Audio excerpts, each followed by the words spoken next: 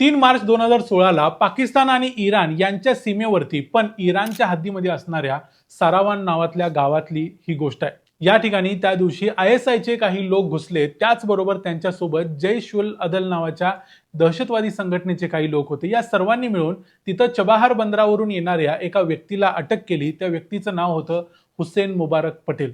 त्या व्यक्तीला त्यांनी जबरदस्तीनं कैद करून पाकिस्तानमध्ये आणलं आणि पाकिस्तानमध्ये आणल्यानंतर पाकिस्तान सरकारनं जगाला सांगायला सुरुवात केली की हा व्यक्ती म्हणजे कुलभूषण सुधीर जाधव आहे आणि हा भारताचा स्पाय आहे, म्हणजे गुप्तहेर आहे आणि याला आम्ही अटक केलेली आहे कारण यानं कराचीमध्ये आणि भारत आणि पाकिस्तानच्या बॉर्डरवरच्या विशेषतः बलुचिस्तानच्या भागामध्ये मोठ्या प्रमाणावरती बंडखोरी निर्माण करण्यासाठी प्रयत्न केलेले आहेत आणि आम्ही त्याला फाशी देणार आहोत वगैरे वगैरे।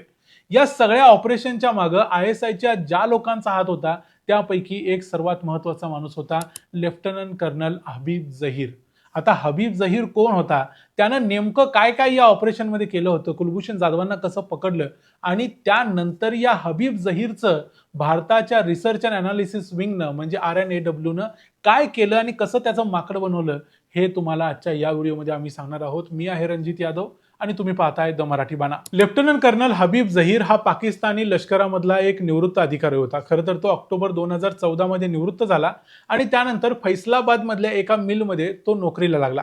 प्रत्यक्षात तो काम करत होता ISI साठी, पण काहीतरी दाखवायचं म्हणून ऑन पेपर दाखवलं गेलं की तो फैसलाबाद मधल्या एका मिलमध्ये काम करतोय। ISI साठी काम करत असताना त्याच्याकडे जबाबदारी दिली गेली ती बलुचिस्तानसाठी आणि बलुचिस्तानमध्ये त्यावेळी जे काही बंडखोरी होत होती त्याच्यावर काम करण्यासाठी त्याच्या लक्षात आलं की कुलभूषण जाधव नावाचा कुणीतरी व्यक्ती इथं काम करतोय। खरं तर कुलभूषण जाधव हे हुसेन मुबारक पटेल नावानं काम करत होते, पण तरी देखील त्याला थोडीशी कुणकुण लागलेली होती। त्याला अंदाज आलेला होता की हा व्यक्ती कोण आहे, म्हणून त्यानं त्याला फॉलो करायला सुरुवात केली आणि त्यांना फॉलो करता करता त्यानं ठरवलं की आता हुसेन मुबारक पटेलचे सगळे कॉल्स आपण रेकॉर्ड केले पाहिजेत किंवा त्याचे कॉल्स टॅप केले पाहिजेत। आणि ते कॉल टॅप केल्यानंतर लक्षात आलं की कुलभूषण जाधव कधी कधी आपल्या आईबरोबर बोलताना ते मराठीमध्ये बोलायचे आणि ही मराठी भाषेमध्ये जे ते आपल्या घरच्यांच्या बरोबर बोलायचे, हीच लिंक या ISIच्या लोकांना सापडली आणि त्यांनी कुलभूषण जाधवांना अटक करण्यासाठी सापळा रचला। कारण जर पाकिस्तानचा कुठलाही व्यक्ती असेल किंवा इराणचा व्यक्ती असेल तर तो आपल्या फॅमिलीबरोबर बोलताना मराठी भाषेचा वापर करणार नाही आणि या एका गोष्टीमुळे कुलभूषण जाधवांना एक सापळा रचला गेला आणि त्याप्रमाणे इराणच्या सरहद्दीमध्ये जाऊन चुकीच्या पद्धतीनं पाकिस्तान सरकारनं पकडलं। पण या सगळ्या मागे जो एक मास्टरमाइंड होता तो होता लेफ्टनंट कर्नल हबीब जहीर आणि हबीब जहीरचं तेव्हाचं एक स्टेटमेंट असं होतं की तो म्हणाला की तुमचा एक माकड आमच्याकडे आहे, असं तो भारताच्या रिसर्च अँड अनालिसिस विंगला म्हणजे RNAWला उद्देशून म्हणालेला होता आणि या गोष्टीची त्यावेळेला पाकिस्तानी मीडियामध्ये बरीचशी प्रसिद्धी देखील झालेली होती। पुढे 10 एप्रिल 2017ला म्हणजे जेव्हा कुलभूषण जाधवांना अटक केली त्यानंतर 1 वर्षांनी कुलभूषण जाधव यांना फाशी देण्याची किंवा मृत्यूदंड देण्याची तयारी पाकिस्तानची पूर्ण झाली। तिथल्या कोर्टाने त्यांना मृत्यूदंड दिला, पण त्याच्या विरोधात भारत सरकार इंटरनॅशनल कोर्ट ऑफ जस्टिसमध्ये गेलं आणि तिथं जाऊन आंतरराष्ट्रीय न्यायालयात जाऊन ही फाशीची शिक्षा भारतानं थांबवली।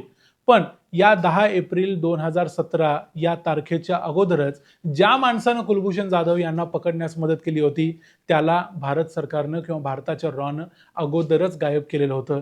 कसं ते तुम्हाला आता थोडक्यात सांगतो। लेफ्टनंट कर्नल हबीब जहीर ही त्याची एक असाइनमेंट कंप्लीट झाल्यानंतर तो तसा मोकळा होता। आता पुढे काय करायचं असा त्याला प्रश्न होता, त्यामुळे त्याला असं वाटत होतं की आपण संयुक्त राष्ट्रासाठी वगैरे काम करावं, एखाद्या मिशनमध्ये काम करावं जेणेकरून आपल्याला जास्तीत जास्त पैसे मिळतील आणि तेही डॉलरमध्ये मिळतील। म्हणून त्यानं सोशल मीडियामध्ये वेगवेगळ्या ठिकाणी आपलं प्रोफाईल अपडेट केलं होतं, UN ला देखील काही मेल पाठवलेले होते, लिंक्डइन वरती आपलं प्रोफाईल अपडेट केलं होतं।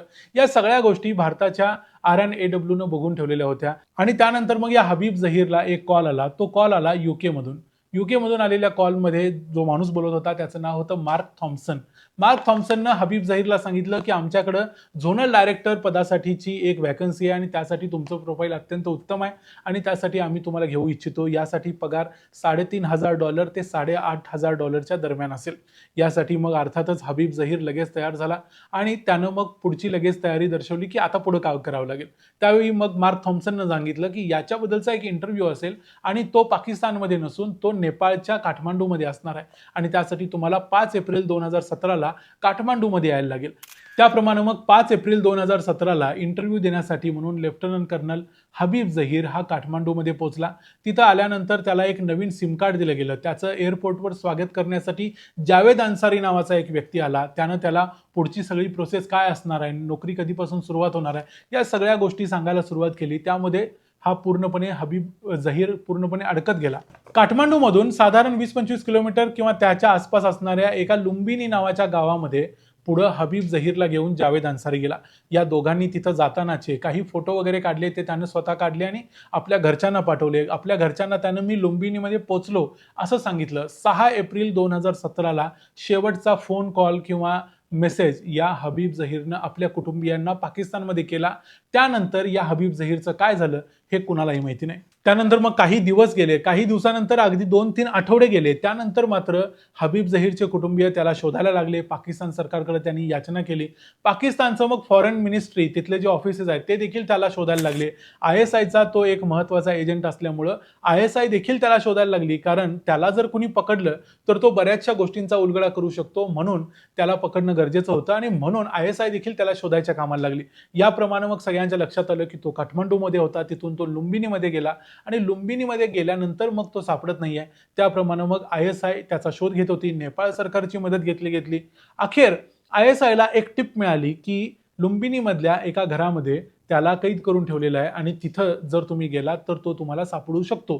त्याप्रमाणे मग ISIचे हेर किंवा ISIचे जे अधिकारी होते ते त्याला शोधण्यासाठी लुंबिनीमधल्या त्या घरामध्ये गेले. जेव्हा त्या घरामध्ये ते पोचले तेव्हा त्या घरामध्ये हबीब जहीर तर नव्हताच, पण त्या ठिकाणी भिंतीवरती सर्व बाजूंनी माकडांचे पोस्टर्स लावून ठेवलेले होते. हे रॉनं दिलेलं एक प्रकारचं उत्तर होतं, जे हबीब जहीर काही महिन्यापूर्वी म्हणालेला होता की तुमचं एक माकड आम्ही पकडून ठेवलंय. आता यावेळेला रॉनं माकडांचे पोस्टर्स लावून एक प्रकारे इशारा दिला की तुमचं एक माकड आता आमच्या हातात आहे.